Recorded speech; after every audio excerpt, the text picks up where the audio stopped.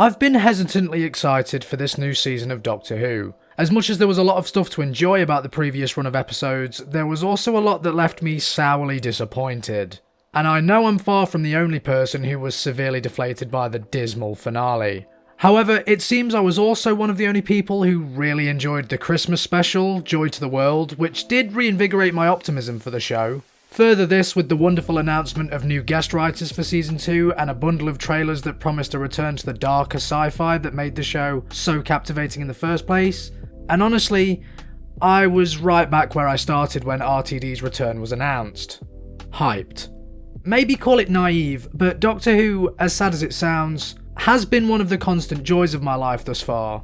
I mean, I basically came into the world with it already on my TV screen, given I was born in the year of its revival. By the way, I'm 20 this year, just to make some of you feel extra old. Anyway, to jump this point to light speed, the robot revolution, while looking fluffy and relatively uneventful aside from a new companion introduction, really did pique my interests. I didn't expect to love it, but I did go in thinking I'd like it. And maybe it's a sign of my ever-increasing age and constantly developing and maturing taste in cinematic media, but I came out feeling incredibly lukewarm on the whole thing. So, before I delve any further into the episode, I do want to make apparent that some of my complaints maybe aren't objective as I might phrase them, and are, more than likely, results of my rather reclusive, and at times snobby, sense of humour. And before you ask, no, I didn't find the incel joke offensive or anything.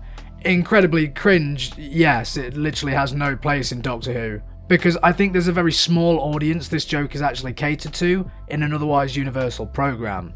Kids sure as shit aren't going to be laughing at it, and I can't think of many adults who won't either be confused by the remark or feel second-hand embarrassment at it. But was it as offensive as some loud voices and articles are making out? No, I don't think so. Controversy out of the way, let's get this review over and done with.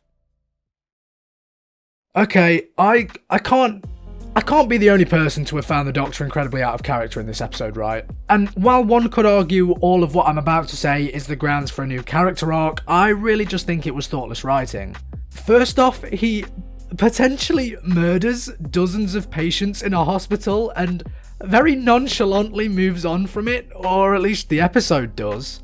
What would otherwise be quite a great punchline for a spot of black comedy ends up being incredibly malicious and frustrating when coming from our morally righteous main character. Fine, we don't ever see the power outage result in any deaths, but it's also a multi-storey hospital. Do you really think there are no patients on life support, or in a coma, or incredibly unwell that would have suffered greatly and probably fatally from the Doctor's careless actions here? Call this a nitpick all you want. Again, it's kind of a funny gag. But when it's the Doctor doing this, a Doctor that was given a new sonic screwdriver that didn't resemble a weapon because the showrunner didn't want to set a potentially violent role model to children, mind you, do you not see the issue here? He also very easily shrugs off or laughs off death multiple points in the episode.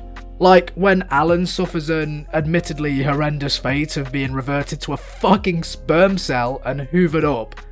Like, Jesus fucking Christ, Russell. I also did not care for his monotonous mourning of Sasha 55.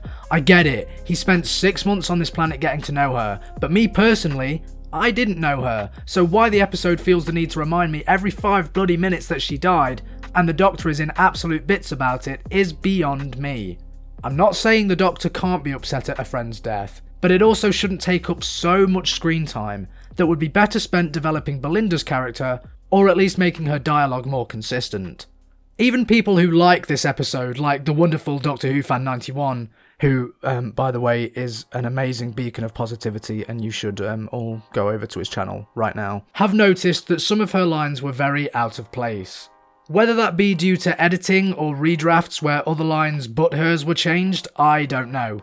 Again, it's a bit nitpicky, but when she's referring to the Doctor's time-travelling machine as a TARDIS, even though she's never heard the word before, or telling the Doctor not to shush her when he quite literally didn't do anything of the sort, you have to wonder if Russell should have been prioritising other elements of the script. Unless, you know, some of this comes into play in the finale, like when Matt Smith's jacket magically reappeared in Flesh and Stone after previously being torn off, which was a purposeful continuity error. because it was actually a scene from the finale when he had his jacket, in which case consider this criticism redacted. But I doubt it.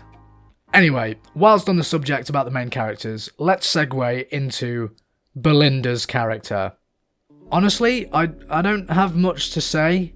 I know a lot of people are claiming she already has far more character in 45 minutes than Ruby did in a whole season of television, but I disagree. I think as far as introductory episodes go, they're both pretty even. Ruby had a lot of characterization in her first episode, it just didn't continue. Whereas for Belinda, I only know very surface level things about her right now. She likes to help people, hence her being a nurse. She hates to be controlled, probably as a response to her toxic ex-partner always correcting and trying to fix her. She clearly finds extraterrestrial kidnappings, cat disintegration, flying through space, and vast alien citadels ruled by robots to be extremely mundane, considering her nonchalant reaction and repeated quips throughout the whole ordeal. Oh, but the TARDIS interior, now that's worth the reaction, after literally everything else she's been through. Also, am I the only one who thinks the Martha comparisons are a little too much? She's a person of colour, working in a medical profession, immediately following a young blonde woman who confesses her love for the Doctor, and a comedian guest star who urges the Doctor to find someone for his betterment, who gets transported off-world for her first adventure with the Doctor, and remarks on the TARDIS exterior being a little too snug for the pair of them. Just a thought. I think Varda Sethu, apologies if I've absolutely fucking butchered that, does a mostly good job of expressing this character though, and I really liked the downtime she had in the bunker with the Doctor. Not only were details about the titular character presented in a much simpler and cleaner way than in the previous season opener, like his two hearts. Love that we actually heard the 4 beats for once, by the way. But the pair instantly proved their chemistry. Although I can already see more conflict between the characters than the Doctor and Ruby had, which is a good thing, but I'm not sure how seriously the pair of them can take it, given the last scene in which Ncuti struggles to maintain a straight face once pressed about his dangerousness. Another line that came out of nowhere, by the way. In fairness, that may have just been a performance decision, perhaps in keeping with this incarnation's inability to handle emotions. Either way, it was a performance beat that I wasn't quite sold on. And God, I hate to keep being a negative Nancy, but I thought Belinda's arc also kind of sprung from nowhere. Potentially, this is a pacing issue, because rather than really sit with Belinda and watch her weighing up her options, looking at the suffering she inadvertently caused, which admittedly she does do for about 5 seconds, she just spontaneously activates the Hoover machine and has the bunker raided, where she then decides to marry the AI generator and hopefully do some good for the world. While it does convey her inherent goodness and care for people, it also kinda just happened with no build-up. I'm usually against flashbacks in TV shows, at least when they're referencing things that happened in the very same episode, but sometimes they're effective and work to actively enhance character beats or story moments. This episode honestly handles that quite well in regard to the admittedly clever 9th word factor. And I honestly think there should have been a longer sequence of Belinda revisiting everything that's happened up to this point, weighing up her options and deciding to take action before more blood is spilled. It could have been a great moment for Sethu's acting chops to really shine through as well, as we see the cogs turning behind her eyes. Alas, the whole finale just felt like Belinda's character taking action because the plot needs it to happen, rather than the plot happening because Belinda decides to take action. Talking about the finale, let's address the giant imposing AI elephant in the room. Alan. Fucking hell. I could honestly leave those words on screen for 5 minutes and it would convey the same disapproval I'm about to spout, but I suppose you all want justification, so here I go. Okay, I usually find trashing on actors a bit lazy. Like, if you're gonna say a performance is bad, at least justify that it's not to your taste or highlight moments that you didn't think worked and why. But, I'm gonna have to be a hypocrite and say that I really don't think Johnny Green did a good job here. No more texting after 8 PM. Which I honestly mostly chalk up to his dialogue. It was either all really generic villainous trash talking or insanely cartoonish patronising. I get that these micromanagement relationships happen, and it's something not really spoken about enough, especially when it comes to educating young men about not doing that. But like what the fuck? Just what the fuck are some of these lines? I can't tell if this is trying to be satirical, sincere, or if Russell just has no idea what the fuck he's talking about here. Having admittedly been on either side of this scenario, it just really fucking irritated me to see this really quite damaging and upsetting toxicity be treated as some corny Attack of the Clones style joke. Also, the twist that he was the big bad just didn't work for me here. I know people may see it as something to laugh at and that it's enjoyable on that merit alone, which is fine by the way. That was probably the writing intention, but as mentioned at the start, this particular joke just didn't land for me. I just found it really dumb, especially coming off the back of Black Mirror's recent episode Plaything, which I thought handled an inability to distinguish between reality and fantasy infinitely better. Also, that episode stars Peter Capaldi, who is obviously the best Doctor there ever was, aside from Paul McGann. So you should go watch it if you haven't already. I'm not sponsored, I promise. I fucking wish. Anyway, moving on to the greater plot at hand, because I feel like I shouldn't dedicate any more time to such a lazy excuse for a character. Okay, I'll keep this brief because I can feel myself droning on and I don't want too much editing on my hands this week in particular. Personally, I thought the setup for the story was rather endearing. It's one of those ideas which you wonder how it hasn't been done before, at least in Doctor Who. Especially as it's an incredibly cute and light instigation that makes you feel like you're in for a good, easy watch. Simple, yet effective. How on earth this episode got so convoluted following this is honestly beyond me.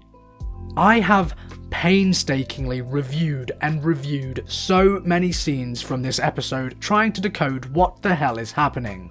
How the robots got their hands on the diploma from the future, I have no idea. Will that be expanded on in a future episode? Maybe, but there's nothing to suggest so, as the episode seems to be pretty conclusive with its story revolving around the robot revolution itself. How Alan was actually reverted into a sperm cell? No idea. Timey-wimey shenanigans? I guess, but this sort of thing has never happened before. Paradoxes like this have never caused a kaleidoscopic nightmare. Again, nitpicky, but this whole sequence does not seem grounded in any logic. As, well made as it is. Why did the Doctor rebound through Belinda's whole life, and why did his involvement in the blast cancel out the paradox? Is it an unspoken resolution that the Doctor was the man who told himself that Belinda would be important to him? Will we ever know anything? In fairness, this is more confusion over criticism, although I will say that it would bring an unimaginable amount of comfort to my overanalyzing brain if there was at least some technobabble to suggest that these elements will be explored later down the line. I know that sounds very anti-storytelling because you should, rightly so, not play all your cards at once. But still, it amazed me how baffled I was by the end of such a deceptively simple romp. Perhaps this is because it's episode 1, but I feel like it should have been way easier to understand, especially for an episode 1 that sole focus should be on introducing a new main character. Anyway, there are so many more minute notes I could make regarding this episode, trust me, I've got 2 pages full, such as how cool the robots were, how undercooked and frustratingly cliché some of the supporting characters were, how genuinely awesome the set design was, and so forth. But I think I've explained the bulk of my distaste for this episode, and anything else I mention would just be nitpicks, small snags, and tiny bundles of praise that don't change my outlook on the whole thing. Overall, I'm honestly quite disheartened. I really feel like I'm missing out on all the fun here, where everyone seems to be adoring this episode, and I'm honestly just kind of meh on the whole thing. Was it entertaining? Sure. Was the closing hook actually very intriguing and has me ridiculously excited for the rest of the season? Yes, against my better judgment. Was this episode for me? No, clearly not. As much as I want to love this as much as the rest of you, I unfortunately have to stay true to myself and confess that maybe silly, pulpy Doctor Who just isn't for me anymore. Which is okay, the harder hitting stuff always works for me. I always love the wacky and experimental sci-fi concepts that get thrown at you, and generally I still find the Doctor to be potentially the greatest role model in fiction, and I will always be inspired by them. Well, except when he's murdering people on life support. 4 out of 10. At least it's better than Space Babies.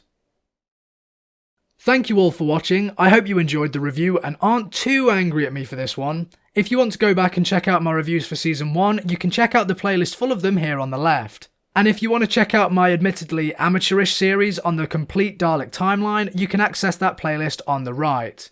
It's not actually complete, but it will be one day. Also, stay tuned as I will be attempting to get these reviews out every week as immediately after the episode's broadcast as I can. My Squid Game video essay, which I announced a couple of months ago now, is also still in the works. I'm just currently focusing on these Doctor Who reviews and some short films that will be out soon. Anyway, I hope you guys have a wonderful day or night whenever it is you're watching this, and I'll see you all in the next one.